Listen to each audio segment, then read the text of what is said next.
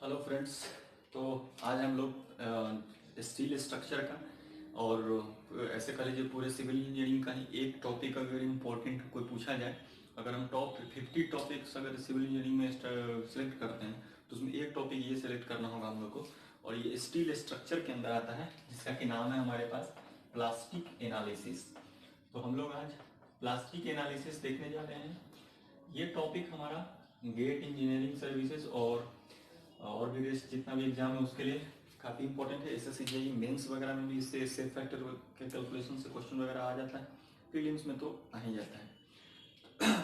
तो plastic analysis हम लोग जनरली स्टील स्ट्रक्चर्स में देखते हैं, और यहाँ पे ये एक मॉडर्न कंसेप्ट है डिजाइन का, एक लिमिट स्टेट डिजाइन जैसे कहते हैं हम लोग उस तरह से। Old design, old conventional design वगैरह जो होता था वो हम लोग यील्ड स्ट्रेंथ एफवाई पे बात करते थे। एफवाई क्या है, जैसे अगर हम लोग स्टील का ही माइल्ड स्टील का ग्राफ हम लोग स्ट्रेस स्ट्रेन कर्व पढ़ते हैं, तो ये सिंपल हम लोग स्ट्रेस स्ट्रेन कर्व इस तरह से कुछ पढ़ते हैं। ये पॉइंट इस तरह से कुछ आता है, ये एड प्लेटिव स्ट्रेन हार्डनिंग, ये अपर और ये फिर फ्रैक्चर पॉइंट।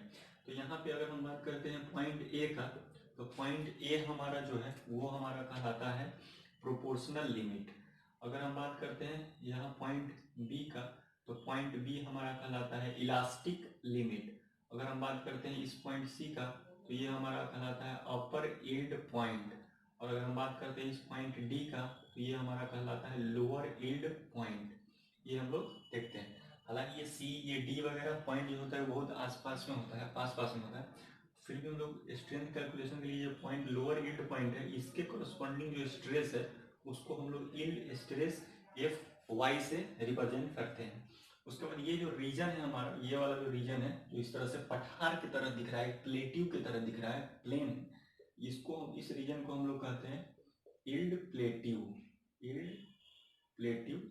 और ये इस तरह से जो यहाँ पे आपको अचानक से फिर से स्ट्रेस बढ़ता हुआ दिख रहा है, स्ट्रेन बढ़ने से स्ट्रेस में बहुत ज़्यादा यहाँ पे इंक्रीज हो रहा है, ये रीजन हमारा है स्ट्रेन हार्डनिंग का रीजन इस पॉइंट तक, ई से लेके एफ तक। और एफ जो हमारा पॉइंट है यहाँ पे, इसके कोरस्पॉन्डिंग हमारा एफ अल्टीमेट होता है, यानी कि ये अल्टीमेट पॉइंट है, अल्टीमेट पॉइंट। और ये हमारा एफ के बाद जी, और ये हमारा जी जो है ये हमारा फ्रैक्चर वाला पॉइंट है, यहाँ पे हमारा फ्रैक्चर पॉइंट हो जाता है। ठीक, तो अगर हम इलास्टिक लिमिट के इधर बात करते हैं तो ये हमारा इलास्टिक स्ट्रेन कहलाता है, और इलास्टिक स्ट्रेन के इधर जितना भी हम लोग ये बात करते हैं तो इसको हम लोग प्लास्टिक स्ट्रेन या प्लास्टिक डिफॉर्मेशन के नाम से जानते हैं, इसको हम लोग प्लास्टिक स्ट्रेन या प्लास्टिक डिफॉर्मेशन के नाम से जानते हैं। तो एज ए कन्वेंशनल डिजाइन अगर हम बात करते हैं कभी भी, तो हम लोग सिर्फ इतना ही स्ट्रेन तक मतलब अंडर एस्टिमेट कर देते हैं चीज़ों को, हम लोग बस इतना ही स्ट्रेस मान के बनाते हैं। हालांकि अगर हम प्लास्टिक डिफॉर्मेशन और स्ट्रेन हार्डनिंग का भी कंसेप्ट यहाँ पे लेते हैं तो हम लोग यील्ड पॉइंट और फिर फ्रैक्चर पॉइंट तक भी इतना ज़्यादा ये डिफॉर्मेशन हमको मिल पाता है। तो इतना ज़्यादा मटेरियल अगर इतना डिफॉर्म हो रहा है, तो डिफॉर्म होने का मतलब ये तो नहीं है कि ये सब फेल हो रहा है, फेल तो ये कहीं ना कहीं ये यहाँ पे जाके जी पॉइंट पे जाके फ्रैक्चर कर रहा है। तो हम लोग कहीं ना कहीं इतना जो डिफॉर्मेशन हो रहा है, इस डिफॉर्मेशन का तो यूज नहीं कर पा रहे थे वर्किंग स्ट्रेस मेथड वगैरह में। तो जो भी हमारा पुराना मेथड सब है तो वो एफ वाई पे ही काम करता है ना, वो ऊपर एफ यू वगैरह पे नहीं काम करता। एलएसएम कैसे एफ यू पे करेंगे, तो प्लास्टिक एनालिसिस एक तरह का लिंक एलएसएम का ही डिजाइन कर सकते हैं उसमें। तो प्लास्टिक डिफॉर्मेशन प्लास्टिक डिफॉर्मेशन जो यहाँ हो रहा है, चैप्टर का भी नाम है प्लास्टिक एनालिसिस, तो हम लोग यहाँ पे प्लास्टिक डिफॉर्मेशन का यूज करेंगे, प्लास्टिक डिफॉर्मेशन का बेसिकली हम लोग यूज करेंगे। देखिए, कोई भी बीम अगर इस तरह से होता है, कोई भी बीम अगर होता है इस तरह से, तो हम लोग क्या करते हैं कि हम लोग इसके कोरस्पॉन्डिंग अगर इस पे कोई एम का मोमेंट लगा हुआ है, तो हम लोग बेंडिंग इक्वेशन से जानते हैं कि M upon I is equal to sigma upon y होता है। तो यहाँ से हम लोग को मिल जाता है M is equal to sigma sigma upon y into I, या फिर इसको ऐसे भी कर सकते हैं sigma into upon y into y, या फिर इसको हम लोग ऐसे भी लिखते हैं कि sigma upon I upon y को हम लोग आई अपॉन वाई को हम लोग सेक्शन मॉडुलस जेड के नाम से भी जानते हैं, तो सिग्मा इंटू जेड भी हम लोग लिख देते हैं। तो जैसे जैसे हम लोग जो हमारा जेड है हमारा, जैसे जैसे हमारा जेड बढ़ता है वैसे वैसे हमारा मूवमेंट भी बढ़ते जाता है। तो खैर ये तो अलग चीज़ है। तो कहने का मतलब है कि हम लोग जब एफ वाई पे काम करते हैं तो हम लोग ऐसा ही मानते हैं कि हम लोग अपना जो बेंडिंग स्ट्रेस डिस्ट्रीब्यूशन है मूवमेंट लगने की वजह से, वो हम लोग ऐसा मानते हैं कि इसका जो टॉप फाइबर है, टॉप फाइबर इल्ड कर गया है। टॉप फाइबर को हम लोग इल्ड करवा देते हैं। इल्ड मतलब आउटपुट, मतलब फेलियर मान लेते हैं। और यहाँ पे फेलियर का मतलब ये नहीं होता है कि फेल हो गया, बर्बाद हो गया, कोलैप्स हो गया। यहाँ फेलियर का मतलब है कि वो वहां से इल्ड करना स्टार्ट हो गया, मतलब डिफॉर्मेशन आना उसमें स्टार्ट हो गया। तो हम लोग इसका न्यूट्रल एक्सिस यहाँ कहीं बना देते हैं। ये हमारा न्यूट्रल एक्सिस है। तो ये जो न्यूट्रल एक्सिस है इस तरह से हम लोग डायग्राम बनाते हैं। और ये अपर पॉइंट जो है ये एफ वाई को, और यहाँ भी हम लोग स्ट्रेस एफ वाई मान लेते हैं। यानी कि जो टॉप फाइबर है, इस टॉप फाइबर को हम लोग एज्यूम कर लिए हैं ये यहाँ से इल्ड कर गया है। लेकिन जो टॉप फाइबर है वो इल्ड कर गया, लेकिन इसके नीचे वाला जो फाइबर है वो सब तो अभी इल्ड नहीं किया है। क्यों? क्योंकि इसके नीचे वाला जो फाइबर है उसमें तो एफ वाई से छोटा ही स्ट्रेस है। ये अगर मान लीजिए हम यहाँ का कोई फाइबर को सेलेक्ट करते हैं तो ये देखिए यहाँ वैल्यू एफ वाई से छोटा है। जस्ट इसके नीचे वाला भी वैल्यू अगर लेते हैं तो वो भी एफ वाई से क्या मिलेगा, हम लोग को छोटा वैल्यू मिलेगा। तो ये तो फेल किया नहीं। तो हम लोग इस वजह से क्या करते हैं कि इस पे मूवमेंट जो है और लगा सकते हैं। और इसको हम लोग इस तरह से करना चाहेंगे कि इसका हर एक जो फाइबर है हमारा, ये भी इल्ड करे, ये भी इल्ड करे, ये भी इल्ड करे, ये भी इल्ड करे, ये भी इल्ड करे, ये भी इल्ड करे, पूरा अक्रॉस द डेप्थ जो है हमारा बीम का हर एक फाइबर जो है वो इल्ड कर जाए।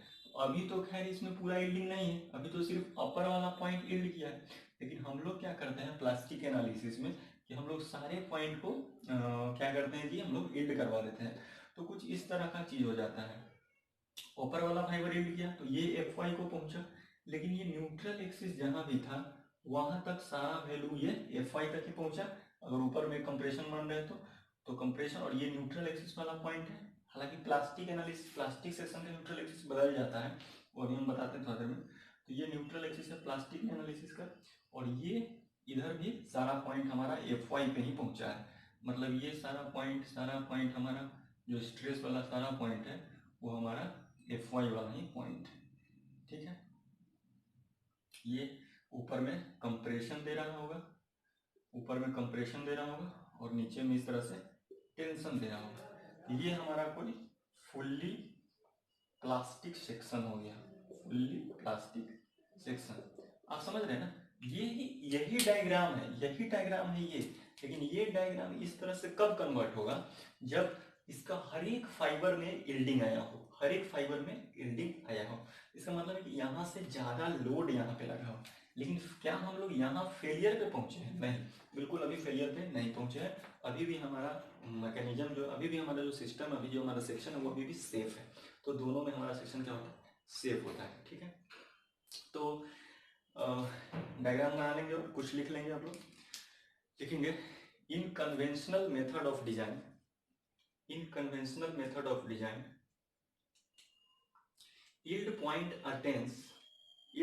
attains at a single point, yield point attains at a single point.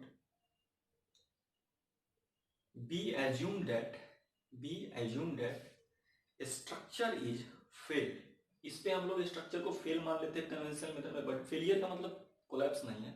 B assume the structure is failed, but it does not mean the complete collapse of the structure, but it does not mean the complete collapse of the structure. Next point लिखेंगे point wise. Due to the plastic deformation and strain hardening, plastic deformation पूरा और strain hardening ये भी, due to the plastic deformation and strain hardening, a structure will actually collapse. A structure will actually collapse on a load greater than the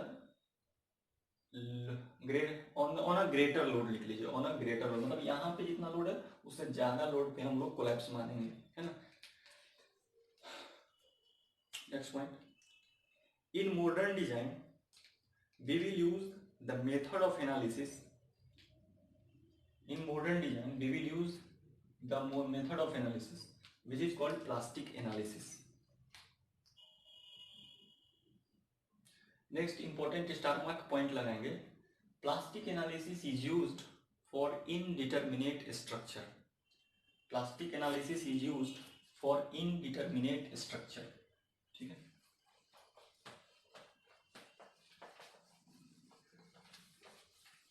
तो देखिए plastic analysis को indeterminate structure के लिए काहे यूज किया जाता है वो समझते हैं।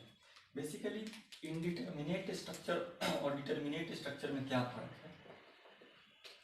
मान लीजिए ये कोई डिटरमिनेट स्ट्रक्चर है, ये कोई इनडिटरमिनेट स्ट्रक्चर है। इस तरह से आप स्ट्रक्चर एनालिसिस में पढ़ते होंगे। अगर आपको मोमेंट डिस्ट्रीब्यूशन मेथड याद रहा होगा स्ट्रक्चर एनालिसिस के, हालांकि नहीं भी याद है तो कोई दिक्कत नहीं है। अगर आपको मोमेंट डिस्ट्रीब्यूशन याद आ रहा होगा तो आप देखते होंगे कि अगर हम लोग यहाँ पे कोई एक मोमेंट अप्लाई करते हैं तो डिस्ट्रीब्यूशन फैक्टर के मदद से ये मोमेंट जो है वो सारे बीम्स में डिस्ट्रीब्यूट हो जाता है। एग्जाम्पल के लिए अगर हम यहाँ पे मोमेंट 100 का माने और इसका जो डिस्ट्रीब्यूशन फैक्टर है वो 0.4 का है और इसका डिस्ट्रीब्यूशन फैक्टर मान लीजिए 0.3 का है, इसका डिस्ट्रीब्यूशन फैक्टर मान लीजिए 0.4 का है, तो 100 इंटू 0.4 यानी कि 40 किलो न्यूटन मीटर मान लीजिए मोमेंट है, तो 40 किलो न्यूटन मीटर का मोमेंट इस वाले मेंबर में आएगा। 30 किलो न्यूटन मीटर जो है ये इस वाले मोमेंट में आएगा और इसका भी 0.3 ही लेना पड़ेगा क्योंकि 100 को पूरा सप्लाई करना। और इसमें भी हमारे पास 30 किलो न्यूटन मीटर में आता है। ये फ्री है तो इसमें कोई मोमेंट नहीं आता है, इसमें कोई मोमेंट इस वाले मेंबर में कोई मोमेंट नहीं आता है। ये सब स्ट्रक्चर एनालिसिस का कॉन्सेप्ट है।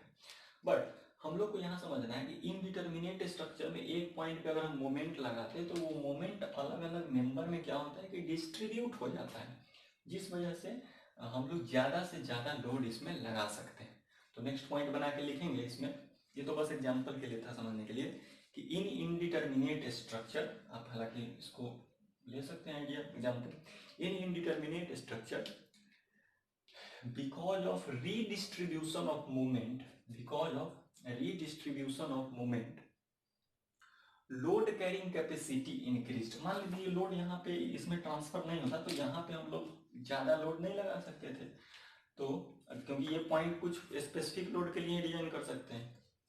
तो क्या लिखा है, in indeterminate structure because of redistribution of moment the load carrying capacity increases, hence plastic analysis is used for indeterminate structure. कभी कभी इंटरव्यू वगैरह में पूछ सकता है कि प्लास्टिक एनालिसिस इनडिटरमिनेट स्ट्रक्चर में क्यों यूज करते हैं। दूसरा बात, अगर आपको याद आ रहा होगा तो सिंपली सपोर्टेड बीम के केस में अगर हम लोग स्लोप डिफ्लेक्शन चैप्टर पढ़े हैं थोड़ा सा भी, तो स्लोप डिफ्लेक्शन चैप्टर पढ़े हैं तो यहाँ पे हमारे पास जो डेल्टा आता था ये एक डिटरमिनेट स्ट्रक्चर। डिटरमिनेट स्ट्रक्चर मतलब कि जिसमें जो अननोन फोर्सेज हैं उसको हम लोग इक्विलिब्रियम इक्वेशन की हेल्प से निकाल सकते हैं, या फिर ऐसे ही बोल सकते हैं कि हमारे पास इक्विलिब्रियम इक्वेशन जो है वो ज़्यादा है इन कंपेरिजन टू यहाँ अननोन कितना। जैसे यहाँ पे अननोन कितना है, 2 अननोन है हिंज पे और 1 अननोन होता है रोलर पे, तो 3 अननोन है और हमारे पास 3 इक्विलिब्रियम इक्वेशन भी होता है, summation of fx equal to 0, summation of fy equal to 0 और summation of moment about z axis is equal to 0। तो 3 अननोन था, 3 इक्विलिब्रियम इक्वेशन निकाल सकते हैं, इसलिए डिटरमिनेट स्ट्रक्चर। मोटा मोटी नॉर्मली केस में बोला जाए अगर, तो नॉर्मल केस का मतलब कि सिंपल केस रहे, उसमें कोई भी हिंज वगैरह नहीं आ जाए, तो simply supported beam, cantilever beam, free cantilever beam, और जो हमारे पास ये दोनों बीम जो होता है वो हमारे पास डिटरमिनेट बीम होता है। वहीं पे अगर हम फिक्स्ड बीम का बात मानते हैं, इस तरह से फिक्स्ड बीम अगर बना दें या फिर इस तरह से प्रूफ्ड कैंटिलीवर वगैरह बना दें, तो ये हमारे पास क्या हो जाता है, ये हमारे पास इनडिटरमिनेट बीम हो जाता है। क्योंकि देखिए यहाँ पे तीन अननोन आता है यहाँ पे और एक यहाँ पे 4 अननोन, और इक्विलिब्रियम इक्वेशन 3 ही है, यहाँ पे 3 अननोन यहाँ पे आता है और 3 यहाँ भी, तो 6 अननोन हो गया, इक्विलिब्रियम इक्वेशन 3 ही है, इसलिए ये दोनों इनडिटरमिनेट स्ट्रक्चर हो जाता है। तो यहाँ पे डेल्टा अगर आपको याद आ रहा होगा स्लोप डिफ्लेक्शन में, तो यहाँ पे हम लोग का अगर डब्ल्यू अमाउंट का लोड लगता था सेंटर पॉइंट में, तो डब्ल्यू एल स्क्वायर अपॉन 48, ये डब्ल्यू एल क्यू अपॉन 48 ये होता था, डब्ल्यू एल क्यू अपॉन 48 ये देख लेंगे वैल्यू जो भी। और वही अगर इनडिटरमिनेट वगैरह रहता है ना, तो यहाँ पे जो हमारा डेल्टा आता है वो कुछ इस तरह का, ये इसका 1/4 पार्ट आता है, यानी कि यहाँ पे डिफ्लेक्शन अगर मान लीजिए 100 का है तो यहाँ पे इसका 1/4, यानी कि यहाँ पे डिफ्लेक्शन मान लीजिए सिर्फ 25 का ही आएगा। तो इस इनडिटर्मिनेट स्ट्रक्चर में डिफॉर्मेशन का वैल्यू भी बहुत कम होता है। तो लिखेंगे इस पॉइंट को कि इन ये सब सोम का पॉइंट है, in indeterminate structure deflections are lesser for the same load, hence we will apply more load on more load before complete collapse. इस वाले केस में हम लोग लोड ज़्यादा लगा सकते हैं कंप्लीट कोलैप्स से, इसलिए हम लोग स्ट्रक्चर एनालिसिस में इनडिटर्मिनेट, इस दो रीजन की वजह से हम लोग स्ट्रक्चर एनालिसिस में इनडिटर्मिनेट बीम को पढ़ते हैं। इनडिटर्मिनेट बीम के लिए प्लास्टिक एनालिसिस लगाते हैं। अब चलिए हम लोग को एजम्पशंस देखना है प्लास्टिक एनालिसिस का, लेकिन उससे पहले हम एक जनरल कुछ चीज़ देख लेते हैं। देखिए ये कोई बॉडी है, ये कोई क्या है हमारे पास बॉडी है। इसमें क्या होगा कि इसका CG हम यहाँ से मान लेते हैं। तो CG से हमारा बॉडी के CG से कोई भी आर्बिट्रेरी बॉडी हम मान लिए, कोई भी आर्बिट्रेरी बॉडी मान लिया, इसके CG से हमारा न्यूट्रल एक्सिस जाएगा। तो ये न्यूट्रल एक्सिस ऑफ बॉडी कहलाएगा, न्यूट्रल एक्सिस ऑफ बॉडी कहलाएगा। तो न्यूट्रल एक्सिस ऑफ बॉडी जो है उसके CG से यहाँ पे ये CG वाला लाइन गया। तो एक हम वो मान लेते हैं कि Fy जो My लगने की वजह से फील्ड पॉइंट पे पहुंचा होगा। एक हम लोग स्ट्रेस को ऐसा मान लेते हैं कि इसका जो अपर वाला पॉइंट है, अपर वाला फाइबर है वो Fy पे पहुंच गया है। कितना पे पहुंच गया है? Fy पे। तो कुछ इस तरह का इसमें लीनियर डायग्राम है ये, है ना। तो ये Fy पे पहुंच गया है। यहाँ पे मोमेंट कितना लगा होगा? तो यहाँ पे मोमेंट जो लगता है उसको हम लोग यील्ड मोमेंट कहेंगे। क्या कहेंगे हम लोग? यील्ड मोमेंट कहेंगे, ठीक है। अगर इससे पहले का बात करते हैं, अगर इससे पहले का कंडीशन का बात करते हैं तो वो बेसिकली क्या होगा, इसका लंबाई इतना बनाया है तो इसमें थोड़ा सा छोटा ही बना देते हैं, है ना। तो इसमें कुछ इस तरह का होगा। तो यहाँ पे जो F है, स्ट्रेस है, वो लेस देन Fy। तो यहाँ पर जो मोमेंट लगा है वो M लेस देन My लगा है। तो इसको हम लोग सेफ मोमेंट, My से कम है तो इसको हम लोग सेफ मोमेंट या फिर इसी को हम लोग वर्किंग मोमेंट के नाम से भी, वर्किंग मोमेंट के नाम से भी हम लोग जानेंगे, ठीक है। अब यहाँ पे तो मोमेंट लगा था कितना का? Fy का मान लीजिए लगा सकते हैं। इसका moment of resistance capacity yield moment जितना है, My क्या है? यील्ड मोमेंट जितना है। अब हम लोग वही प्लास्टिक एनालिसिस वाला बात करते हैं। यहाँ तक तो हम लोग कन्वेंशनल तरीका में रहते थे, तो अब हम लोग क्या करते हैं कि हम लोग अपने सेक्शन को प्लास्टिक की तरफ बढ़ाना चाहते हैं, मतलब हम लोग और भी फाइबर्स को यील्ड कराना चाहते हैं। तो एक हम लोग मान के चलते हैं क्या कि थोड़ा सा कुछ जो ऊपर से मान लीजिए कुछ H/4 या कुछ भी थोड़ा सा डिस्टेंस तक ये वाला जो फाइबर है वो क्या किया हो, यील्ड कर गया हो। यहाँ से लेके यहाँ तक का फाइबर जो है, यहाँ से लेके यहाँ तक का जो फाइबर है वो यील्ड कर गया हो, लेकिन बाकी सब अभी भी यील्ड नहीं किया है। और सिमेट्रिसिटी हम लोग ऊपर नीचे दोनों बना के रखेंगे तो नीचे भी इस तरह से इतना यील्ड किया होगा। आप समझ रहे हो मेरी बातों को? यहाँ पे मोमेंट थोड़ा सा बढ़ाए होंगे, लेकिन क्या ये फुल्ली डेवलप प्लास्टिक सेक्शन कहलाएगा? क्या अभी नहीं। फुल्ली डेवलप प्लास्टिक सेक्शन तब कहलाएगा कि जब उसका सारा पॉइंट को हम लोग यील्ड करवा देंगे। तो नेक्स्ट फिगर हम लोग अब कुछ इस तरह से बना रहे हैं कि जिसका सारा पॉइंट को हम लोग क्या करवाएंगे, यील्ड करवा देंगे। तो यहाँ पे कुछ इस तरह का डायग्राम। अच्छा, अब आपको हम कुछ बताने जा रहे हैं। यहाँ पे थोड़ा सा मिस्टेक किए हम लोग कि जो ये हम लोग मोमेंट जब इसमें एक्स्ट्रा लगा दिए तो ये स्ट्रेस प्रोपोर्शनल टू स्ट्रेन नहीं रह गया है। इस वजह से अब जो न्यूट्रल एक्सिस बनेगा वो हमारे बॉडी के CG से पास नहीं करेगा। अब जो न्यूट्रल एक्सिस रहेगा वो हमारे बॉडी के CG से पास नहीं करेगा। अब कुछ इसका न्यूट्रल एक्सिस शिफ्ट कर जाएगा। इसका न्यूट्रल एक्सिस क्या हो जाएगा? शिफ्ट कर जाएगा। इसका न्यूट्रल एक्सिस शिफ्ट कर गया इस तरह से, इस तरह से न्यूट्रल एक्सिस शिफ्ट कर गया इसमें, ठीक है। तो उसी तरह से यहाँ पे भी आएगा। तो ये इसका न्यूट्रल एक्सिस क्या हो गया, ये दोनों का सेम रख देते हैं। यहाँ पे न्यूट्रल एक्सिस शिफ्ट कर गया। प्लास्टिक सेक्शन में न्यूट्रल एक्सिस शिफ्ट कर जाता है, यहीं से कंसेप्ट आ गया। ये जो न्यूट्रल एक्सिस है, अच्छा ये दोनों सेम ही है, कम लग नहीं रहा है। यहाँ पे हमारा टेंशन डेवलप हो रहा है और यहाँ पे हमारा कंप्रेशन डेवलप हो रहा है। कंप्रेशन और टेंशन के बीच का जो डिस्टेंस होता है उसको हम लोग लीवर आर्म से भी जानते हैं। और यहाँ पे जो मोमेंट आ रहा है वो एम्प्टी का आ रहा है। एम्प्टी का मतलब plastic section, fully developed plastic section. हर एक पॉइंट हमारा यहाँ पे एफ वाई को पहुंचा हुआ है, हर एक पॉइंट हमारा एफ वाई को पहुंचा हुआ है। तो इसका जो न्यूट्रल एक्सिस है वो न्यूट्रल एक्सिस कहीं पे यहाँ पे आया, शिफ्ट हो गया, जनरल हम माने। तो ये जो न्यूट्रल एक्सिस होता है ना, ये जो न्यूट्रल एक्सिस, जो नया रेड वाला न्यूट्रल एक्सिस बनाया, ये न्यूट्रल एक्सिस है किसका? ये neutral axis of plastic section, plastic section का। ये बॉडी का नहीं है, प्लास्टिक सेक्शन का। और प्लास्टिक सेक्शन का जो न्यूट्रल एक्सिस होता है ना, वो पूरे बॉडी के एरिया को बराबर बराबर भाग में बांट देता है।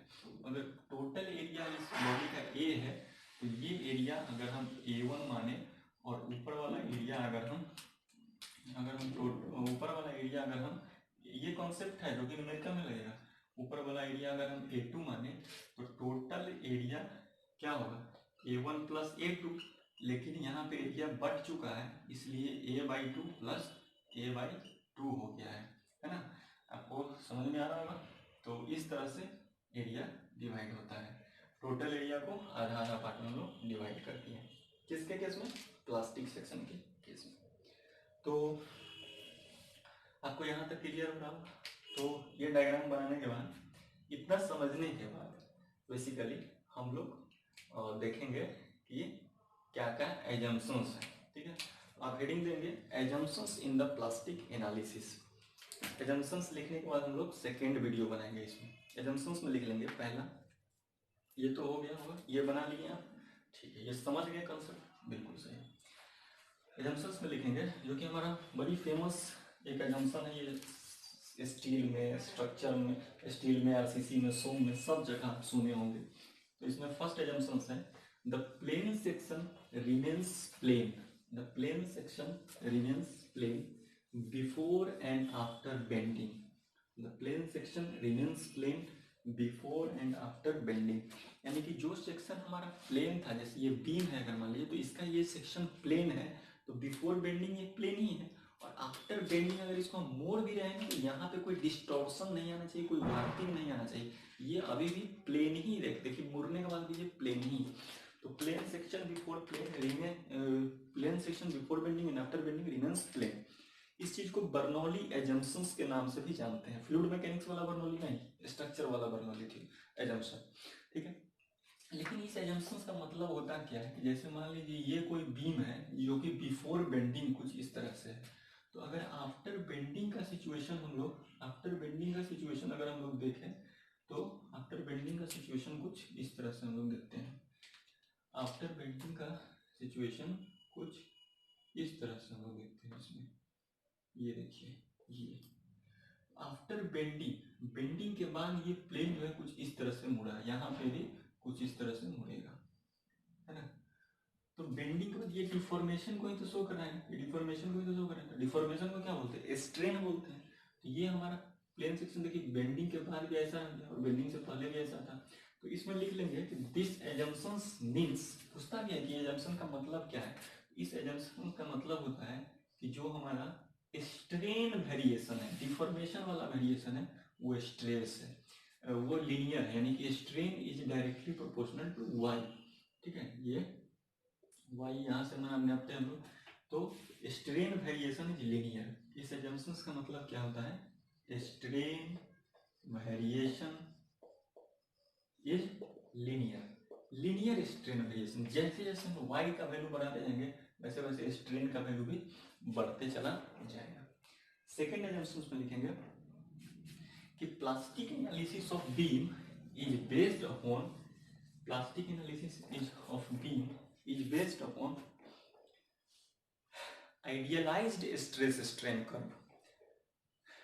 ठीक, and we will neglect the effect of strain hardening, we will neglect the effect of strain hardening, that is bilinear stress strain curve, that is bilinear stress strain curve। देखिए एक्चुअल वाला स्ट्रेस स्ट्रेन डायग्राम हम लोग पढ़े अभी अभी अभी देखे हम लोग कि इस तरह से कुछ इस तरह से स्ट्रेन हार्डनिंग यहाँ रहता है, और ये तो इस वाले चीज को नेग्लेक्ट किया गया, और ये जो अनड्यूरेशंस वगैरह जो भी आपको दिख रहा है उसको भी नेग्लेक्ट किया गया, और कुछ इस तरह से माना गया आइडियलाइज, ये यहाँ तक लीनियर और ये फिर यहाँ तक लीनियर, तो इसको कहा गया बाइलिनियर। बाइलिनियर, इसमें स्ट्रेन हार्डनिंग जैसे ये उठा हुआ पोर्शन है ये सबको नेग्लेक्ट किया गया, तो इसको बोलते हैं बाइलिनियर स्ट्रेस स्ट्रेन। तो यहाँ पे स्ट्रेस है और यहाँ पे स्ट्रेन है। तो आपको ये दिक्कत यहाँ पे नहीं कंफ्यूजन होना है कि अभी आप बोल रहे थे कि स्ट्रेन वेरिएशन लीनियर, यहाँ bilinear. Stress strain variation is bilinear, ठीक है। या फिर सिंपली अगर ऐसे भी बोल दे कि स्ट्रेस डायग्राम, एग्जाम में अगर ऑब्जेक्टिव में पूछना चाहें इसमें, तो हम दो बात बोल सकते हैं, हम लोग दो बात बोल सकते हैं यहाँ से कि stress diagram is bilinear. Stress diagram कैसा है? बाइलिनियर है। लेकिन स्ट्रेन डायग्राम अभी भी कैसा है? Strain diagram is linear. और ये स्ट्रेन डायग्राम में लीनियर जो है वो एजम्पशन नंबर 1 से आया है, एजम्पशन 1 से, और ये एजम्पशन 2 से। तो स्ट्रेस डायग्राम बाइलिनियर है और स्ट्रेन डायग्राम बाइलिनियर और स्ट्रेन डायग्राम लीनियर है। सेकेंड लिखेंगे, थर्ड लिखेंगे, the relationship between tensile stress and compressive stress, the relationship between tensile stress and tensile strain, tensile stress and tensile strain. Relationship between stress and strain मतलब क्या? Relationship मतलब क्या होता है? रुक जाइए, relationship between tensile stress and strain is same as the relationship between compressive stress and compressive strain. देखिए relationship, ये वर्ड पे नहीं चाहिए। स्ट्रेस इज इक्वल टू क्या होता है? E into strain. यही तो रिलेशन है ना स्ट्रेस स्ट्रेन का। तो रिलेशनशिप स्ट्रेस स्ट्रेन का जो है हमको क्या देता है? हमको मॉडुलस ऑफ इलास्टिसिटी देता है। तो टेंसाइल स्ट्रेस स्ट्रेन का रिलेशनशिप कंप्रेसिव स्ट्रेस स्ट्रेन के इक्वल है। इसके कहने का मतलब ये है कि जिस तरह से यहाँ स्ट्रेस स्ट्रेन टेंशन वाले रीजन में बनेगा, उसी तरह से जब हम कंप्रेशन का बनाएंगे तो भी यहाँ बनेगा। मतलब ये जो एंगल है हमारे पास थीटा, वो यहाँ पे भी इक्वल होगा। इसका मतलब कि मॉडुलस ऑफ इलास्टिसिटी जो हम लोग टेंशन में लेंगे वो मॉडुलस, ऐसा तो सोम वगैरह में पढ़ते हैं टेंशन और कंप्रेशन का मॉडुलस ऑफ इलास्टिसिटी भी। तो सारा एजम्पशंस का मतलब समझते चलेंगे। इस एजम्पशन का मतलब क्या है? टेंशन और कंप्रेशन में मॉडुलस ऑफ इलास्टिसिटी सेम है। नेक्स्ट बात करते हैं हम लोग, देखिए प्लास्टिक डिफॉर्मेशन में हम लोग शियर फोर्स और एक्सियल फोर्स को नेग्लेक्ट कर देते हैं। तो लिखेंगे axial force and shear force in the plastic analysis is neglected. अच्छा, एक्सियल फोर्स प्रोड्यूस करता एक्सियल डिफॉर्मेशन, ठीक है, और शियर फोर्स प्रोड्यूस करता शियर डिफॉर्मेशन। तो क्योंकि जब एक्सियल फोर्स और शियर फोर्स दोनों को हम लोग नेग्लेक्ट कर रहे हैं, इसका मतलब एक्सियल डिफॉर्मेशन और शियर डिफॉर्मेशन ऑलरेडी नेग्लेक्टेड है। तो ब्रैकेट में लिख सकते हैं that is axial deformation and shear deformation is also neglected.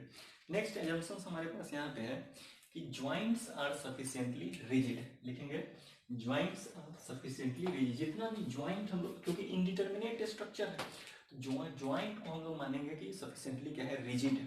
तो लिखेंगे joints are sufficiently rigid।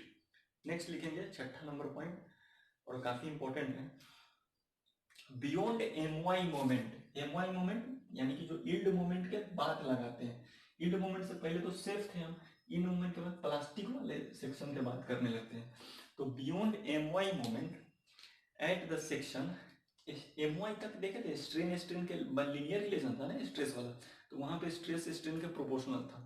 तो लिखिए beyond MY moment at the section stress will not proportional, MY तक प्रोपोर्शनल था उसके बाद नहीं है। Stress will not proportional to stress, stress will not proportional to strain at all the point in the cross section, hence neutral axis may shift। Neutral axis, और देखे थे हम शिफ्ट करा दिए थे वहां प्लास्टिक सेक्शन में, पूरा इक्वल एरिया एक्सिस पे ले आए थे उसको। तो हेंस न्यूट्रल एक्सिस में shift. Next last point, up to stress proportional to stress, up to stress proportional to strain, up to stress proportional to strain, neutral axis will be at the CG of the section, neutral axis will be at the CG of the section।